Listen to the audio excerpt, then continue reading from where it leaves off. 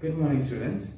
Today we'll come to know about a different kind of auxiliaries. These are known as modal verbs. Modal verbs are not like primary auxiliaries. We have already discussed about primary auxiliaries. These are different from them. Why? There are some basic features which make them different from the primary auxiliaries. Let's see. Primary auxiliaries as well as modal auxiliaries both come and help the main verb. Both are used with the main verb to express the meaning of the main verb in a more clear manner. But there are some basic differences between modal auxiliaries and primary auxiliaries. First of all, the modal auxiliaries do not have any derivative form. Derivative form means like the second form of the verb, third form of the verb. Like we know that the was and were are the past form of the verb. Am is the other present forms of the be verb. Had is a past form of have. Does is the yes form of do. Like this, there are forms of the primary. Like this, there are various derivative forms of the primary auxiliary. But when coming to the modal auxiliaries, they don't have such kind of derivative forms. We cannot write C-A-N-N-E-D. Such kind of form doesn't exist. We cannot write C-A-N-S.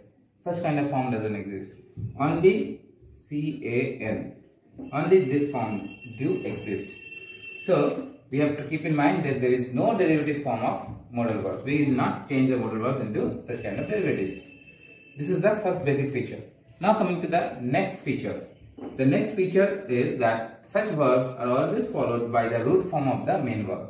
So the main verb which is used after modal verbs also use their root form. Like if I use can, after that go. I can go to Kolkata. We cannot write can going. I can going to Kolkata. This is wrong.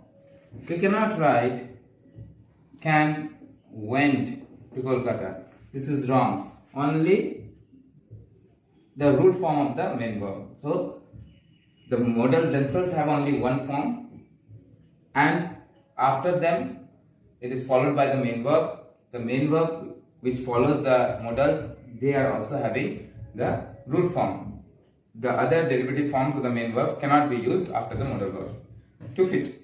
Now coming to the third feature. The third feature is that these modal verbs modify the meaning of the main verb. They always modify the meaning of the main verb. Now how they modify? Let's see. Suppose if I write the sentence, did he play football? Here, did is the primary auxiliary, play is the main verb. Now, in this sentence, did is used for the purpose of converting or making the sentence interrogative. Other than that, it has no other function. Here, it acts as an operator. So here, the meaning of the play is not modified. The meaning remains as it is, play. But if I write the sentence, I can play football. In this sentence, the meaning of the word play is modified. How? It shows play, both the meaning are same. Display, both the meaning are same. But here it shows that capability, ability to play. So it mainly focuses on the ability to play. So this is the difference between the two. So here we can say that the modal verbs modifies the main verb, or the meaning of the main verb, better to say. So these are the three basic features of modal verbs. Now coming to the next part, that is, what are modal verbs? Modal verbs are actually those verbs which are used in order to express the mode or manner in which a person speaks. They all, on paper, they all might look similar, but while speaking, we can understand the difference. When I say, I may go. Now, when I may go, this is a sentence. Similarly, if I say, I must go. Now see the intonation, difference in the intonation. When I use the sentence, I may go, and when you use the sentence, I must go, both are very different. Different in intonation, different in tone, different in the manner in which I am speaking, different in the mode that I am using. So, these modal verbs, they actually help in denoting the mood or the mode or manner in which the speaker is speaking. So, on paper it may look same, but while speaking, the mood denotes what we want to mean or what is the modification that we are giving to the main verb. So that is mostly important when we talk about modal verbs. Regarding modal verbs, you need to just know it, and while practicing, it comes to you. Now, let's take some examples of some modal verbs and try to understand when they are used and how they are used. First of all, coming with the will and shall. Will and shall, they are used for two purposes. One, for asking questions. Another, for asserting future events. Sometimes for asking questions, like we can say that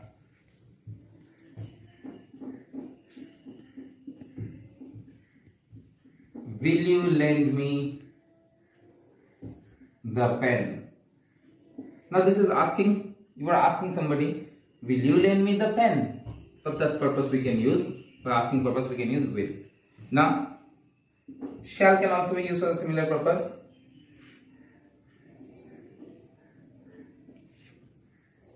Shall I?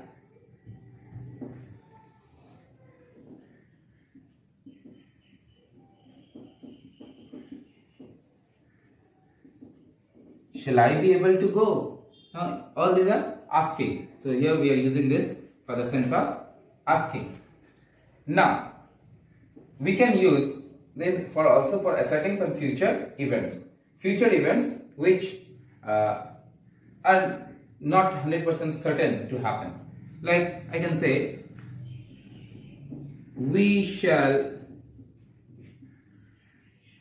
go to Kolkata. We shall go to Kolkata. An event that we will do in future. For asserting such, we can use shall. Similarly, we can use will. So if I remove we, if I make it suppose you, automatically shall will also get removed and it will change into will.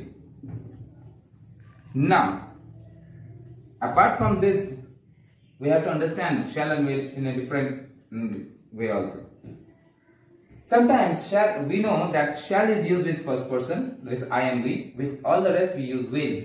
But the opposite thing can also be done when we are emphasizing too much. If I am emphasizing on any activities, then I can use we will go to Kolkata. Here that means I am giving too much emphasis on the act. Similarly, I can write you shall go to Kolkata.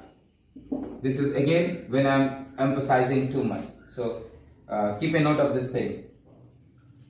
Next,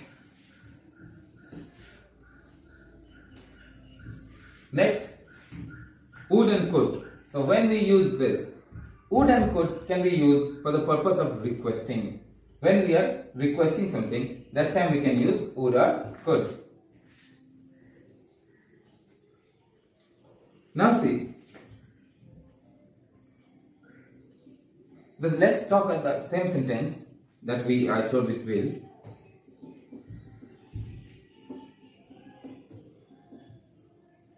Would you lend me the pen? Now when I say this, don't get confused. When I use will you lend me the pen? That time I said it was for the purpose of asking. When I am using would, the difference that is coming is the mode, the manner in which I am speaking. Will you lend me the pen? Asking. Would you lend me the pen? So this is a mode, request, not. So that is a difference. Note it, the difference in the way of speaking. Will you lend me the pen? Would you lend me the pen? See the difference. Difference in the tone, difference in which I am speaking. So here would denotes the request. Now could can also be used for the purpose. Could you lend me the pen?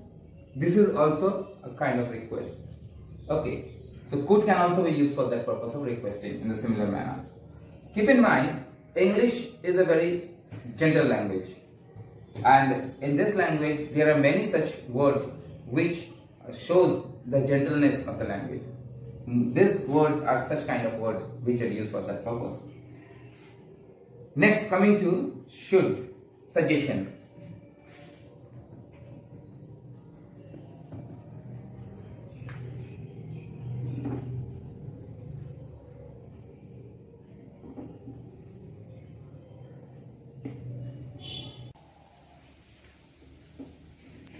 So now we'll try to know about suggestion. To give suggestion, we take the help of these three words: should, might, ought to. Let's see some example.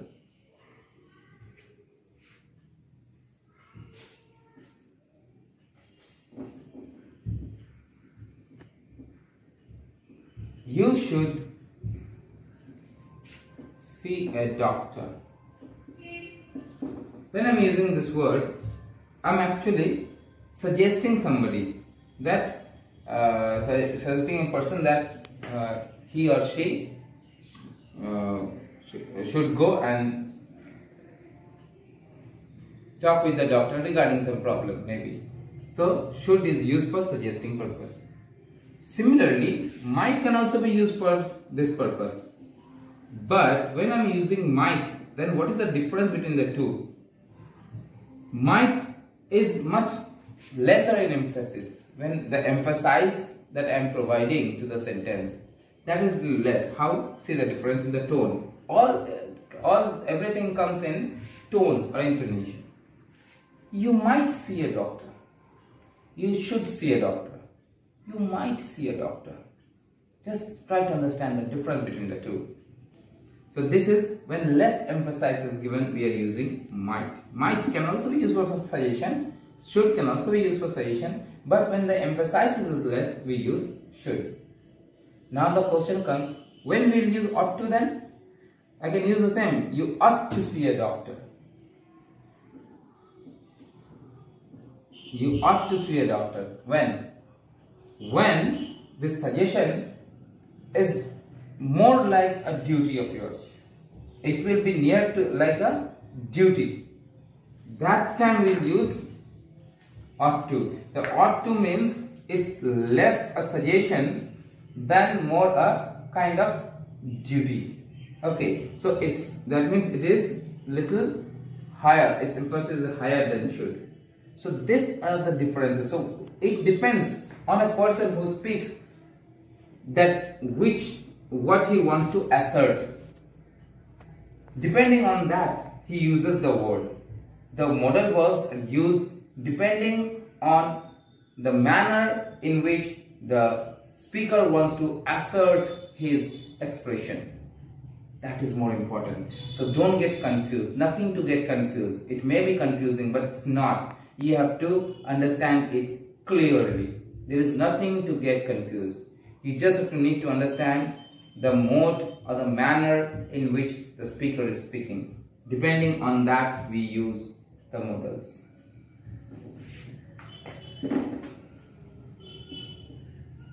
Next, can or could. Can or could can be used to show capability. Capability, like I can write Urdu. So this is my capability to write Urdu. Now could, sometimes could can be used to show capability in past. My father could climb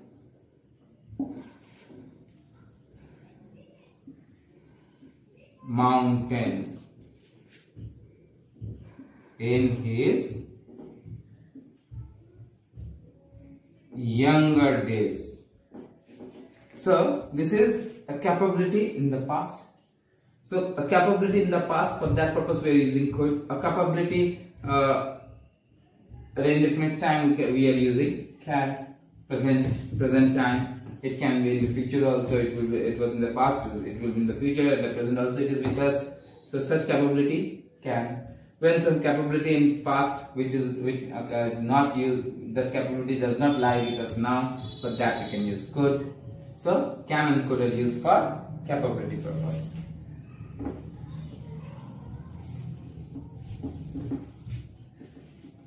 So there are more to show. May, might, all this we'll come to know in the next class. In the next class we'll focus on all this. Okay, that is enough for today. Thank you very much.